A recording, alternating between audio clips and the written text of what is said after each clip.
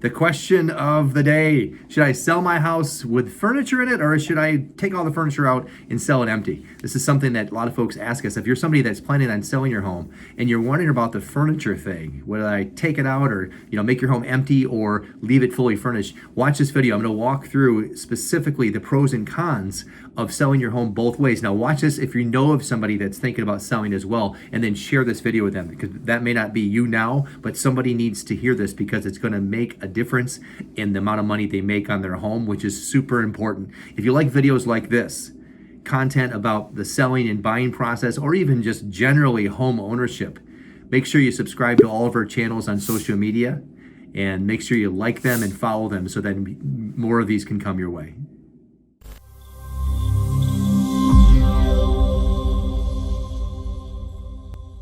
Hi, my name is Kevin Yoder, owner and CEO of Yoder Real Estate. So many people ask us, should I have my home empty when I sell it, or should I keep the furniture in it? What's the best way to do this? Well, here's the thing. There isn't a black and white answer. There are pros and cons for both strategies, and I'm going to outline those for you here today.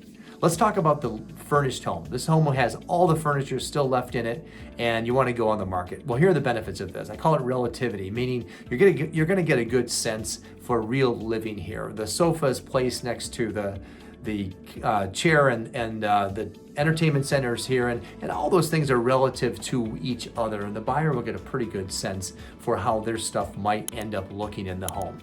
I would say the other part of that would be the right mood.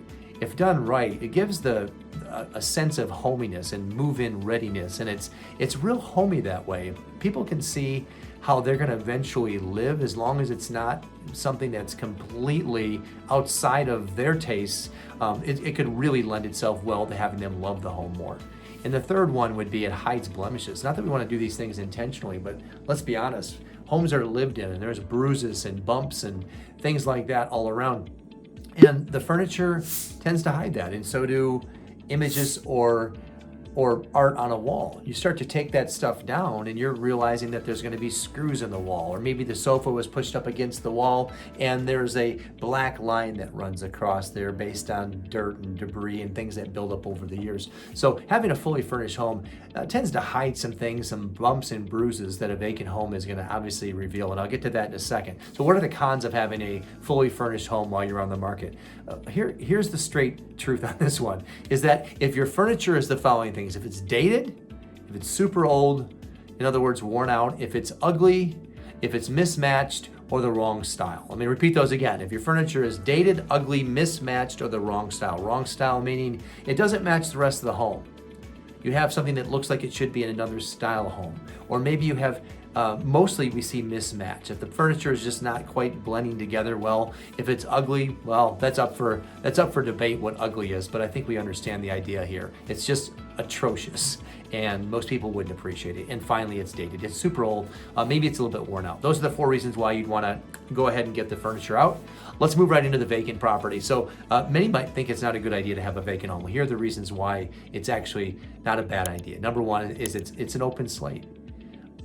Sometimes sellers think that buyers want to live in their home and appreciate all things about their home. Now, I just mentioned that the furniture sometimes is helpful in this way, but a lot of times there's so many things in a home that are very unique to the owner for obvious reasons. And sometimes those things are not appreciated by the buyer. So in this case, we're creating an open slate. The buyer, potential buyer, can see the home as a place that they can move their stuff in. It's an open, clean slate. And just think about new construction. There's a reason why that's appealing to some people, because it's an open slate. Similar concept there. Number 2 is there's no clutter. Many homes, the biggest problem, we talked about home staging. We're not really staging, we're actually decluttering 90% of the time. That's getting this stuff out. The homes that sell super fast are those that when buyers walk in the door, they look around and they ask, does anybody live here? It's right on the edge of looking like it's empty, but it's not. You're actually still living there. But the no clutter piece is super important. Homes that also sell quickly, they're clean, they're bright, they're move-in ready, and man, these things are just, there's no clutter around to speak of, and a buyer can just move their stuff right in. There's something to say for that. And finally, there's virtual staging companies. So now we can actually have a vacant home, no furniture at all, and we can digitally drop in images of of the sofa or the bed or the table in the dining area, and online it gives the impression of a home that's furnished, and it does it in a very tasteful way. And we can do that next to the actual vacant image, and the buyer can see what it looks like if it were to have furniture in it. And so what are the cons of a vacant home? Here are the cons. It's echoey. When a buyer walks in the door, it's loud and echoey, and the sounds just aren't all that appealing as you're walking through.